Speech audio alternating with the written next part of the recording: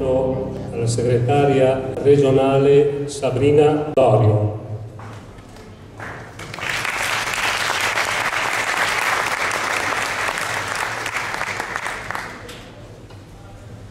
Buongiorno a tutti, ditemi se si sente bene perché credo sia importante la distanza. Innanzitutto ringrazio Massimo e Franco per aver organizzato questa giornata molto importante. È importante non soltanto per il ruolo del pubblico, per la qualità dei servizi nel nostro paese, e pubblico intendiamo sia i servizi pubblici che il privato, quindi tutto quell'apparato che è fondamentale per garantire l'equità, l'universalità delle prestazioni, ma anche perché in questo contesto in cui noi avevamo pensato a suo tempo di allargare la partecipazione anche alle altre categorie, non sempre dipendenti del pubblico e pensionati, per parlare di questioni sociosanitarie, l'obiettivo era di parlarne anche con gli altri, anche con quelli del settore privato, perché si tratta di questioni che non appartengono solo a chi ci lavora o ai pensionati che nella categoria lottano per portare avanti le istanze dei cittadini anche in termini di salute e di tutele sociali. Quindi io credo sia importante che Massimo, come rappresentante, come segretario generale dell'UST, con la sua segreteria, abbia collocato la discussione delle politiche sanitarie dentro al Consiglio, ma anche che poi ci sia stato questo allargamento a tutto il pubblico e ancor più verso la platea dei pensionati. Credo sia importante perché noi abbiamo molti terminali nel territorio, molte persone che parlano nei posti di lavoro e con la cittadinanza, e rispetto ai progetti della CISL io credo sia fondamentale e sia essenziale che noi allarghiamo la partecipazione e con loro condividiamo i nostri progetti. Prima parlavano del Io ci sto se c'è un progetto, e la CISL ha sempre presentato dei progetti, ha sempre avuto delle proposte. A volte sono richieste più semplici quelle che facciamo, altre volte più complesse, però mai è possibile fare proposte senza analizzare il contesto in cui noi ci collochiamo. E io non vi parlerò della crisi che ci ha devastati, né vi parlerò nel dettaglio di quello che sta accadendo con le manovre e la portata del cambiamento per il futuro, però inquadrare sicuramente il contesto in cui noi facciamo le nostre proposte è fondamentale, perché a me viene in mente quando arriva l'autunno, no? Io avevo una vicina di casa molto sensibile ai fiori, però quando arrivavano le prime gelate lei insisteva per rimettere in giardino dei fiori che duravano 3 giorni e dopo bruciavano, quindi io non posso mettere fuori i fiori quando arriva il gelo, altrimenti in quel periodo è meglio metterli a riparo in una serra. E quindi noi le nostre proposte dobbiamo farli consapevoli della tenuta anche rispetto al contesto in cui le collochiamo. E prima di fare la nostra proposta, noi siamo partiti per quanto riguarda il sociosanitario un anno fa, credo, in questo periodo, a elaborare delle riflessioni all'interno della consulta sociosanitaria del Veneto, a cui partecipano le categorie dei pensionati, degli attivi ed in particolare della funzione pubblica, con cui abbiamo in questi anni fatto delle riflessioni, e un anno fa siamo partiti e abbiamo detto è tempo di partire, cioè non possiamo aspettare che la politica trovi il tempo, la voglia, quindi dobbiamo fare una nostra proposta. Ci abbiamo messo un po', però abbiamo fatto una serie di riflessioni ed eravamo molto preoccupati del contesto che già un anno fa lo scenario ci offriva, perché era uno scenario ormai di sottofinanziamento storico del sistema sanitario in particolare, e che negli ultimi anni vedeva tagliare le risorse per le politiche sociali, perché a fronte di una mole immensa di denaro pubblico, mediamente sui 100 miliardi l'anno che vengono spesi per la sanità, un quarto di questi aggiuntivo, 25 miliardi, lo spendono le famiglie di tasca propria, già adesso, già allora. Vuol dire che mediamente dal primo nato all'ultima persona che sta per andarsene, tutti abbiamo all'anno almeno 490 euro di spesa di tasca nostra da pagare, oltre a quello che paghiamo con le tasse, oltre a quello che paghiamo con i ticket. E allora la domanda è, di fronte a una situazione di grandissimi investimenti nel sistema sociosanitario, di grandissimi investimenti nonostante il sottofinanziamento storico, noi diciamo così,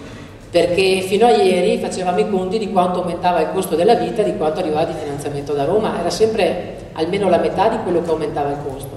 Alcune regioni ce l'hanno fatta di più, altre di meno, ma poiché la programmazione è regionale e noi siamo l'unica regione d'Italia che fa una programmazione integrata sociosanitaria, avevamo anche l'opportunità di spendere meglio queste risorse, perché nell'integrazione i canali sono comunicanti e i servizi integrati sono più vicini alle persone, sono in grado di fare un abito più su misura. Nonostante questo anche noi abbiamo la nostra difficoltà, nonostante 30 anni di esperienza di integrazione sociosanitaria in Veneto, unica esperienza in Italia, anche il Veneto presenta una disomogeneità dei servizi del territorio, delle carenze rispetto all'offerta di servizi di una certa tipologia. Vediamo ad esempio la riabilitazione, che è collocata solo in certe province piuttosto che altre, quindi solo per fare un esempio. Ma soprattutto c'è un problema di accesso e di uniformità e di garanzia. Abbiamo un grossissimo problema della situazione demografica, è un problema, è un valore aggiunto la nostra possibilità di vivere più a lungo, ma diventa un problema se non riusciamo a gestire qualitativamente questo prolungamento della vita. Allora il dato oggi è che già il 20% della popolazione veneta, la media italiana ci è vicina, ma in Veneto siamo al 20% di ultra 65 anni. Si prospetta fra 10 anni un 24%, quindi praticamente un quarto della popolazione veneta fra 10 anni avrà più di 65 anni. A Verona siete già a più del 22% come provincia, come over 65. E quindi questo serve anche per dimensionare quelli che sono gli interventi assistenziali nel territorio. Questo però determina anche un'ingente spesa di risorse su questo settore, che è il settore di età che presenta più patologie croniche e spesso più di una sulla stessa persona, diabetica, ipertesa ed altro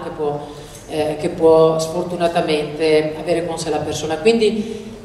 grandissimi impegni di risorse, impegni a livello di spesa sanitaria ospedaliera viene spesa oggi ancora per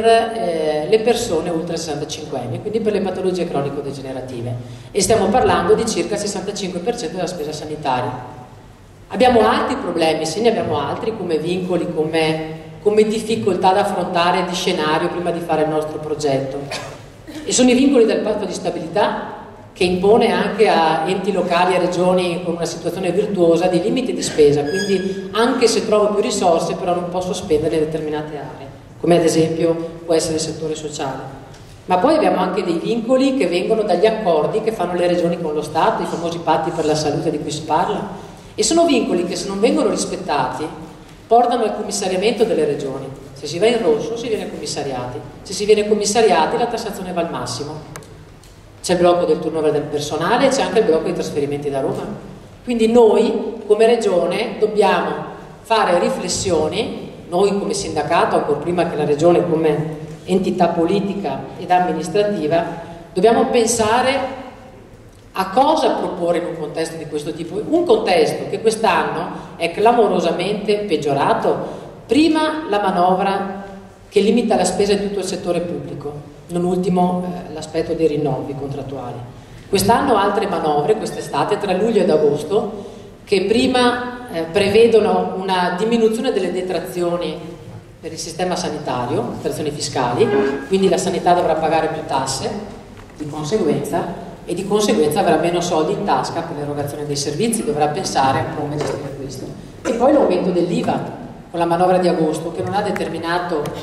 una penalizzazione soltanto per i cittadini e per i consumatori, ma anche per la sanità, perché si parla di milioni e milioni di IVA aggiuntiva che la sanità deve pagare allo Stato a fronte di questa scelta che è stata fatta. Quindi la domanda è: se già un anno fa eravamo molto preoccupati per quella che era la situazione, quindi quale proposta facciamo noi che siamo più lungimiranti e quale proposta vuol fare la politica, quali interventi vuol fare? Perché la politica deve rispondere sicuramente ai tetti della spesa, in primis. Noi invece vogliamo rispondere anche alla qualità dei servizi. Noi non abbiamo il problema dei voti, no? Ai rinnovi elettorali rispetto a questi impegni e questi investimenti. Loro dovrebbero averli, però spesso si giustificano dietro ai tagli a livello nazionale e quindi automaticamente tagliano a livello locale. Noi non pensiamo che sia così. E quindi fortemente preoccupati che le scelte della politica a livello regionale e poi locale fossero di emergenziali, e cioè che arrivassero a fare dei tagli trasversali come fa Roma, semplicemente per arrivare al pareggio di bilancio, senza portare al sistema una radicale trasformazione. Perché? Perché se è vero che in ospedale noi abbiamo una marea di risorse spese per patologie croniche degenerative che potrebbero essere seguite nel territorio, vuol dire che noi stiamo usando male i nostri ospedali, anche se siamo il Grande Veneto con ospedali di eccellenza, con un sociosanitario all'avanguardia e quant'altro. Quindi questo ci impone di rivedere il nostro sistema, la nostra organizzazione, anche alla luce dell'attuazione completa di quello che sarà il federalismo e dell'autonomia regionale in tal senso, quando arriveranno i famosi costi standard. Che vuol dire? Come faremo ad avere un costo standard di una prestazione se non possiamo quantificare la programmazione, che risolverebbe anche la questione delle liste d'attesa, ad esempio? Cioè noi abbiamo i LEA, i livelli essenziali di assistenza, ma non sappiamo quanti sono. Ma io, se sono diabetico e so già che devo fare, io, la sanità lo sa, che devo fare 20 esami all'anno di un certo tipo, salvo complicazioni, posso già quantificare quanto costa e quante prestazioni e qual è il fabbisogno per gli 80.000 diabetici del Veneto, mettendo giù dei numeri, no? Ipotetici. Anche sulla quantificazione dei livelli essenziali di assistenza non ci siamo, doveva essere fatto ancora con la finanziaria del 2005, ma questo ancora non è stato fatto. Ancora più preoccupante è la questione dei livelli essenziali delle prestazioni sociali, perché l'articolo 119 della Costituzione dice che i comuni devono erogare le prestazioni sociali previste. Se non hai i LEP famosi, se le prestazioni sociali non sono elencate, i comuni fanno quello che possono con le risorse che possono. Finite quelle, tanti saluti. Allora abbiamo due obiettivi importanti: che sia i LEA, le prestazioni sanitarie che sociali, siano codificate, il cittadino deve sapere cosa gli spetta, in che misura gli spetta, e questo consente anche a chi governa di quantificare la programmazione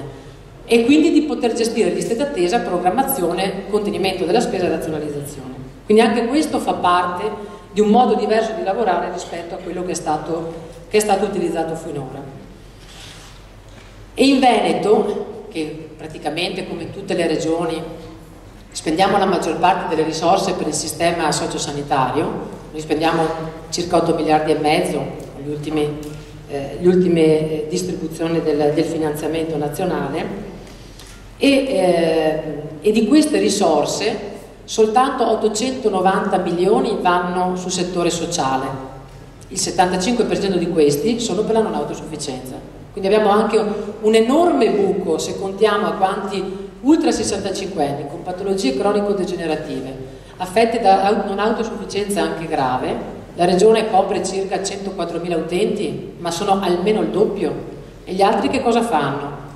Gli altri si arrangiano con il fai da te, con le risorse personali, con investimenti molto impegnativi per le famiglie, sia per le case di riposo che l'assistenza al domicilio, e questo impoverisce le famiglie. Noi abbiamo, grazie a queste spese aggiuntive, almeno 340.000 famiglie ogni anno che rischiano la povertà per far fronte a queste situazioni. Adesso, con questa situazione di minori entrate, di maggiori spese, non ultimi i ticket, che il Veneto ha cercato di scappare ma alla fine ha introdotto, non ultimo questo, che porteranno a maggiori difficoltà. Allora noi cosa diciamo? Beh, diciamo che bisogna cambiare. Abbiamo detto che bisogna cambiare, le nostre proposte le abbiamo portate al tavolo regionale, un tavolo tecnico per la definizione del piano sociosanitario regionale. Questo tavolo tecnico ha concluso i suoi lavori e la Giunta ha approvato un disegno di legge. Cosa abbiamo chiesto noi alla Regione? Poi non entriamo mica nel dettaglio tecnico perché sarebbe complicato e forse anche un pochino noioso, Però noi abbiamo chiesto alla Regione di guardare quello che ha, il patrimonio che ha, perché noi abbiamo sì 21 USL, 2 aziende ospedaliere, l'Istituto Oncologico Veneto, poi abbiamo tutta la sanità privata da mettere in rete, come oggi non è fatto nel territorio, perché ancora c'è un sistema settoriale per cui fatte le convenzioni e i limiti di spesa non c'è una comunicazione bidirezionale per garantire continuità e qualità dei servizi, e abbiamo una mole di strutture pubbliche, una novantina nel territorio. Parlo di strutture ospedaliere, qualcuna chiusa, qualcuna aspetta di essere riconvertita, però ne abbiamo oltre 85 attive. Ne abbiamo una ogni 200 km quadrati, cioè ogni 20 km per 10. Abbiamo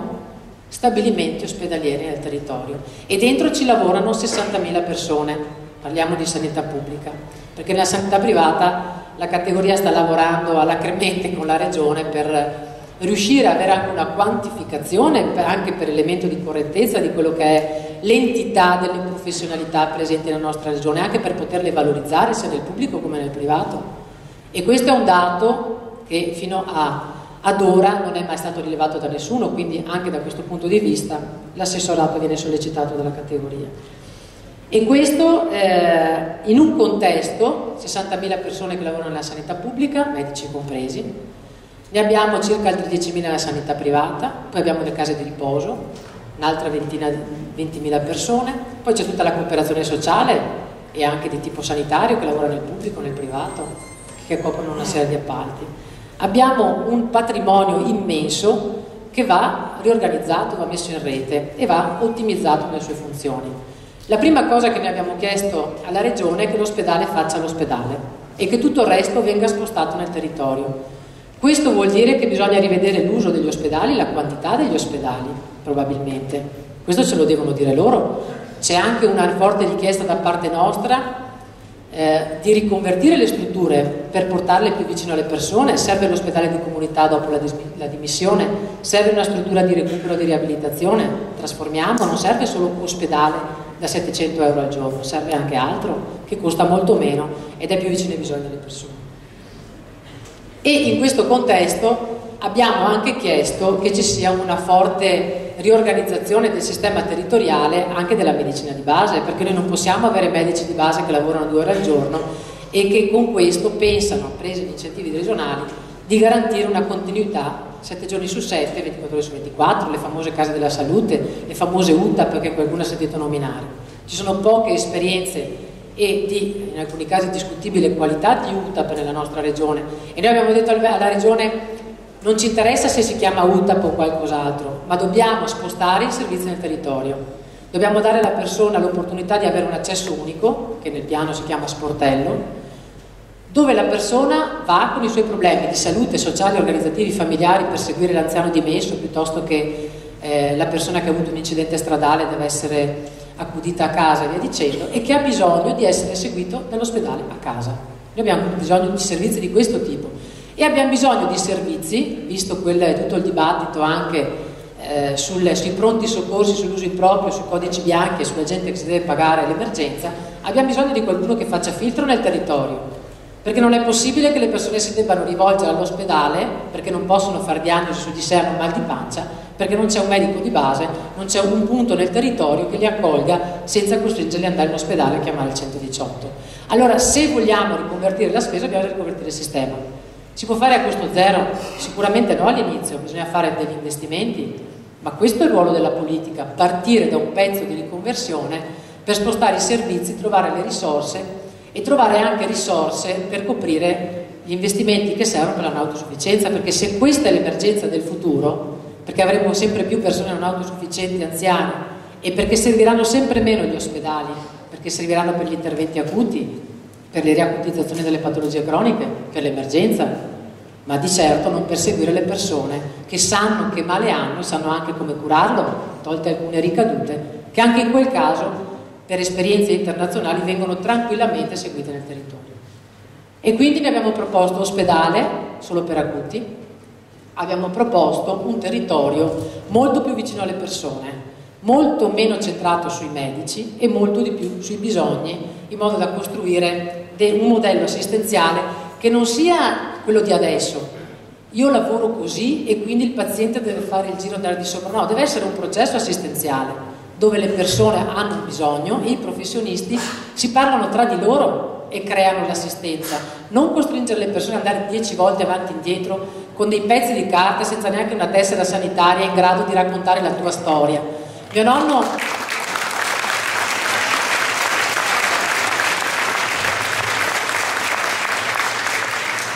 A me viene sempre in mente mio nonno quando se n'è andato 11 anni fa, aveva 94 anni, era sveglissimo. E lui ad ogni ricovero, ogni volta che parlava con un medico, apriva questa fisarmonica che erano i pezzi che aggiungeva della sua esperienza sanitaria. Perché ogni volta andai in ospedale trovavo uno diverso e dicevo, se non me le inventate voi, cioè mi organizzo io, perché sono anche stanco di raccontare sempre, ma 94 anni, di cose da dire sulla sua salute. e quindi si era organizzato la sua tessera sanitaria, non elettronica, però insomma un bel fai da te. Se fosse qui oggi mi direbbe: ma non l'avete ancora fatta, perché insomma no, c'è tutta questa tecnologia, vi parlate senza fili e non siamo in grado di... Ed è questa una delle questioni fondamentali. Nel piano, per chi avrà voglia di leggere le 120 pagine, non c'è tutto, mancano delle cose importanti, però questa cosa c'è. Vedremo se riusciranno a elaborare, anche rispetto agli indirizzi del livello nazionale, una tessera che comunichi tutto su di me, nel pubblico come nel privato, quindi vuol dire che anche il privato deve mettersi in rete per garantire ed armonizzarsi nel territorio insieme al pubblico e garantire una continuità anche dei flussi informativi che ci riguardano, e parliamo di quelli sanitari chiaramente, visto che ormai siamo videosorvegliati e non abbiamo più privacy da nessuna parte, però almeno da quel punto di vista avere una sorveglianza che ci aiuta ad avere una migliore qualità dell'assistenza nel nostro territorio. Rispetto a tutto questo, quindi quando noi abbiamo riflettuto con la Regione, abbiamo detto: ma se abbiamo questa strumentazione in termini di posti letto, 55.000 posti letto tra case di riposo e tutti i servizi extraterritoriali, insieme ai 19.000 posti letto degli ospedali, è un patrimonio immenso, ci lavorano tante persone, abbiamo l'opportunità di dare servizi di qualità. Come facciamo a continuare a garantirli, anzi a migliorarli, vista le premesse, che manca l'omogeneità, manca un accesso più semplificato e via dicendo? Bisogna mettere mano sia all'ospedale che al territorio, però anche alla programmazione. Se io nella prevenzione mi preoccupo solo degli eventi acuti e non guardo a lungo-medio periodo, e non mi preoccupo degli stili di vita che ahimè oggi sono rischiosissimi, noi fra 10 anni, 10, 15, 20, anche con un piano interessante oggi e lungimirante di programmazione, ricominceremo da capo, perché avremo patologie croniche degenerative in aumento, sempre di più, perché non lavoriamo sulla prevenzione dei stili di vita. E quindi questa era la terza priorità che abbiamo posto alla Regione, di non fare un piano a sé stante, ma di lavorare anche per il futuro. E per lavorare per il futuro abbiamo posto il quarto obiettivo, quarto ma non ultimo, che è fondamentale, che è quello delle professioni. E cioè è impossibile fare cambiamenti di questa natura che richiedono riorganizzazione non solo dell'ambiente fisico di lavoro, ma dei progetti assistenziali, del modo di lavorare all'interno della professione e in rete con le altre professioni, e non solo dentro l'ospedale, ma tra ospedale e territorio, e non solo tra ospedale e territorio, ma tra ospedale, territorio e la casa delle persone. Beh, è una bella sfida, eh? Non si può fare questo senza coinvolgere a pieno titolo le professioni, ma non semplicemente informandole, perché qualcuno pensa: beh, che diamo una comunicazione, facciamo il corsetto di aggiornamento. Non è così. Qui va fatto un grande investimento, perché ne abbiamo detto alla Regione: uno, non serve fare la rilevazione dei fabbisogni degli infermieri solo nella sanità pubblica, perché c'è la sanità privata, c'è la cooperazione sulle case di riposo, e se tu ne produci 10 e ne servono 30, così come avviene, c'è una competitività e quindi non avremo mai dotazioni organiche adeguate. Non serve fare i fabbisogni e le dotazioni organiche se le persone devono continuare a lavorare con questo modello organizzativo rigido, a compartimenti stagni, dove non possono attuare quella innovazione nel processo assistenziale che noi chiediamo, e che è quello che fanno in tutti i paesi fuori dall'Italia. Non è che ci siamo inventati adesso. Noi della CISE siamo anche bravi, però delle volte basta che ci guardiamo anche attorno per imparare, non soltanto pensando noi, no, le ricette o inventandoci qualcosa di nuovo. Basta delle volte guardare le esperienze, quelle buone, dei vicini di casa o dei paesi anche oltreoceano. Allora, guardando quello che fanno gli altri, dove le professioni sono avanti 25 anni rispetto a noi, come autonomia, come responsabilità, come competenze, come multidisciplinarietà nel lavorare insieme, noi non possiamo mica pensare di saltare un processo di questo tipo e passare da un modello tutto ospedalocentrico a un modello che punta tutto sul territorio senza investire sulle professioni. E quindi abbiamo chiesto alla Regione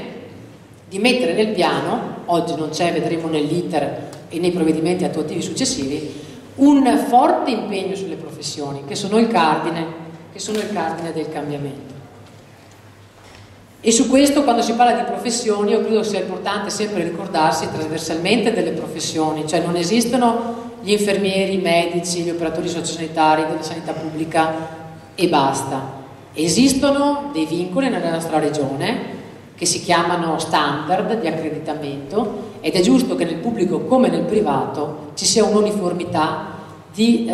non dico di modelli assistenziali organizzativi nel senso stretto, perché dopo ognuno nella sua azienda poi ha ovviamente un'autonomia gestionale, ma che ci sia sicuramente una direzione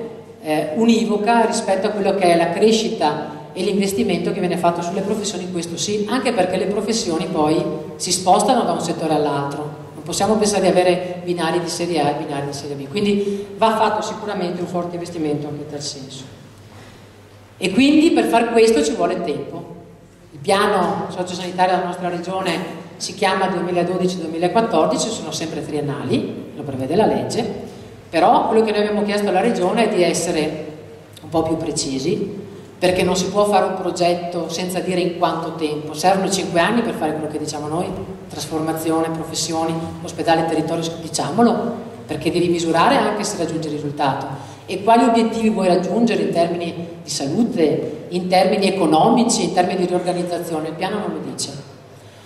Come il piano non dice come vuole finanziare le USL per il futuro. Allora noi la settimana scorsa, il 23, siamo stati in audizione in quinta commissione consiliare, abbiamo posto questi come problemi fondamentali. Innanzitutto la trasparenza, la necessità di trasparenza rispetto a quelle che sono le linee di indirizzo del futuro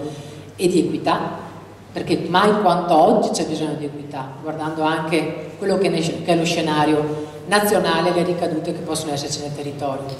E quando si parla di equità, poi sicuramente sia Giovanni che Anna Maria le questioni le affronteranno più in termini specifici e programmatici, ma la questione dell'equità vuol dire anche mettere in rete le strutture. Noi abbiamo una marea di livelli erogatori. Guardate sulla non autosufficienza, una persona non autosufficiente si rapporta e ha servizi dall'USL, dal comune, dall'INPS in termini di assegni, dalla regione, in un modo anche disorganizzato. E noi abbiamo persone che riescono ad avere l'assegno di accompagnamento, un contributo del comune, magari per la casa di riposo, hanno il contributo a livello regionale con l'impegnativa di residenzialità, hanno una serie di benefici tra virgolette, perché è un bisogno che deve essere chiaramente coperto, e quindi riescono a mettere insieme una maggiore tutela ed altre persone che sono fuori. Le 100.000 che dicevamo, c'è qualcuno che ha e qualcuno che non ha, quindi diventa fondamentale anche mettere in rete e razionalizzare quelli che sono i livelli di erogazione, anche di uniformare l'erogazione dei servizi. Questo perché noi nella nostra regione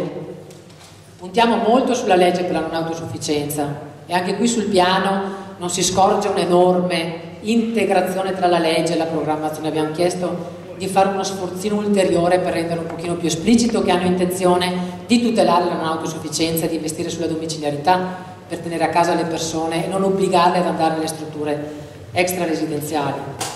E per far questo però ci vogliono le risorse, e le risorse possono nascere anche qui da una seria riorganizzazione dei servizi, ma anche degli sprechi, ma anche delle clientele, perché se ci sono i debiti che ci sono in giro per l'Italia,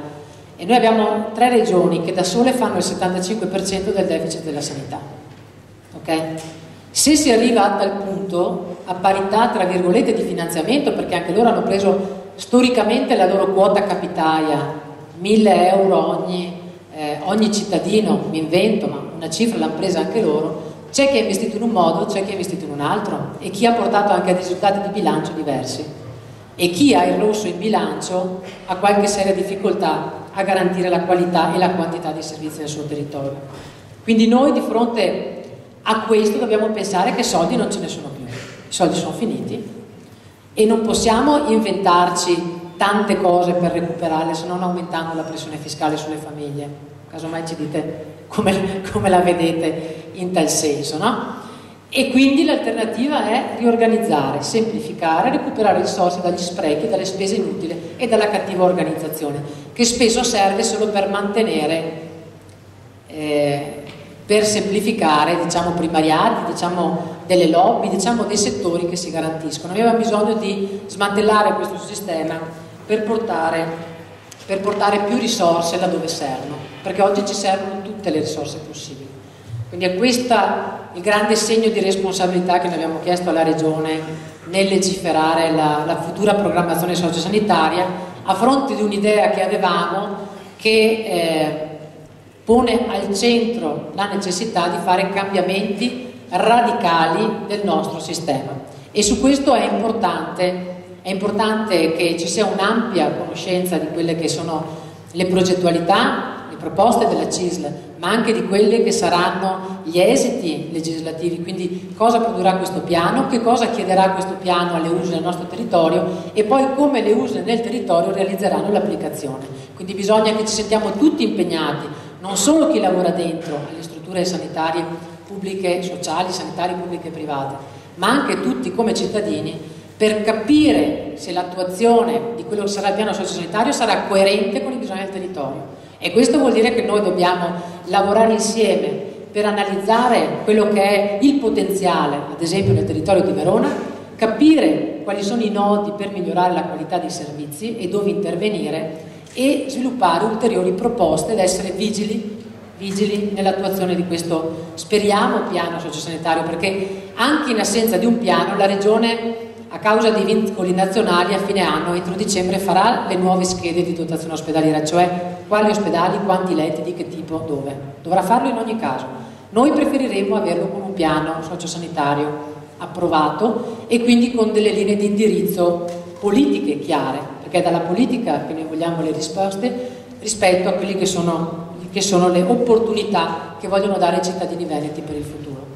E quindi l'8, alla manifestazione che anticipava prima Massimo, noi porremo tante questioni. Porremo le questioni del lavoro, le questioni dello sviluppo e la questione dell'equità. Voi avete i volantini, dentro ci sono tutte le richieste che noi facciamo alla Regione per migliorare la qualità della vita e dare dignità alle persone del nostro territorio, per non perdere il patrimonio che è stato creato in tutti questi anni da chi ha governato anche bene prima di loro, perché se un sistema sociosanitario così che ci invidiano in giro, che ci invidiavano ma ce lo invidiano ancora, può essere sicuramente migliorato come tutti i sistemi, però come impianto, come visione è un buon sistema. Se ce lo invidiano e vogliamo mantenerlo e vogliamo anche contaminare gli altri perché lo migliorino e lo rendano più simile al nostro, bene, non possiamo mica perdere i pezzi per strada. Io a mia figlia vorrei dare almeno la pensione di mia madre, no, però almeno la qualità dei servizi sociosanitari, quella sì, perché è garanzia anche di qualità della vita e di dignità delle persone. Quindi noi in piazza parleremo anche di questo, Franca farà il comizio ovviamente, lanciando tutti i temi, tra cui ci sarà anche quello delle politiche sociosanitarie, come cardine per lo sviluppo del nostro territorio, perché come dicevo un territorio più povero e solo e isolato a causa di problemi di salute e sociali è un territorio che ha anche qualche difficoltà a produrre in termini lavorativi e in termini di qualità della vita collettiva. Quindi noi che siamo responsabili chiederemo questo e chiederemo alla Regione di battere un colpo se c'è, di battere un colpo, di fare magari in fretta con questo statuto, grazie, di fare in fretta con i dibattiti sullo statuto, che è molto importante definire il nuovo statuto della Regione Veneto, ma forse abbiamo più urgenza di capire che ne sarà della nostra vita anche in termini di salute, e chiediamo di riarmonizzare questo sistema che è un po' a compartimenti stagni, di riequilibrare la spesa e di investire seriamente sulle professioni, perché quello che noi abbiamo detto la settimana scorsa è che siamo in ritardo di 25 anni sulle professioni, lo ripeto. C'è molto da fare, c'è molto da investire e anche da valorizzare, magari anche ricordandosi di riconoscimento per il lavoro svolto. Ultimo ma non meno importante, così come noi chiediamo che ci sia un'ampia partecipazione all'8 anche per rilanciare un messaggio su queste politiche, e chiaramente speriamo che diciate tutti io ci sto, crediamo che sia importante anche però la partecipazione non solo politica, contrattuale, concertativa del sindacato al tavolo regionale o territoriale o delle USL o con i comuni, ma che sia fondamentale fare anche un lavoro nel territorio con le persone, con chi lavora e con chi i servizi li vive solo come cittadino. Però è importante ed è fondamentale che tutto questo processo di cambiamento non arrivi senza la consapevolezza del perché, del fatto che c'è una proposta di qualità, noi riteniamo la nostra una proposta di grande qualità, su cui investire e su cui chiediamo alla politica di svegliarsi e di portare i cambiamenti nel territorio per garantire la qualità della vita ai loro elettori, e dobbiamo fare questo lavoro per contaminare le persone di San Vicino, che siano altri sindacati, che siano i colleghi, che siano i cittadini, che sia la politica, che siano le associazioni di volontariato, che siano gli altri attori del sociale. Dialogare per sviluppare sempre di più la consapevolezza nel territorio che abbiamo l'opportunità di fare delle scelte e abbiamo l'opportunità di farle noi e non di subirle. Quindi, visto che tutti dicono che le cose devono cambiare e qualche volta dicono anche come, noi vorremmo vedere realizzare queste proposte, e noi vorremmo anche dire la nostra sempre in modo incisivo, affinché le scelte non siano quelle che abbiamo visto fare anche in questi mesi, scelte in alcuni casi scellerate per le ricadute che possono avere sul territorio, se non altro perché in alcuni casi sono omissioni, in altri interventi impropri, perché anche a non fare le cose si fanno interventi scellerati. Noi il piano sociosanitario lo aspettiamo dal 1996 e l'ultimo scadeva nel 98, insomma è un po' che aspettiamo. Anche questa è un'omissione gravissima della politica, e però noi non ci stiamo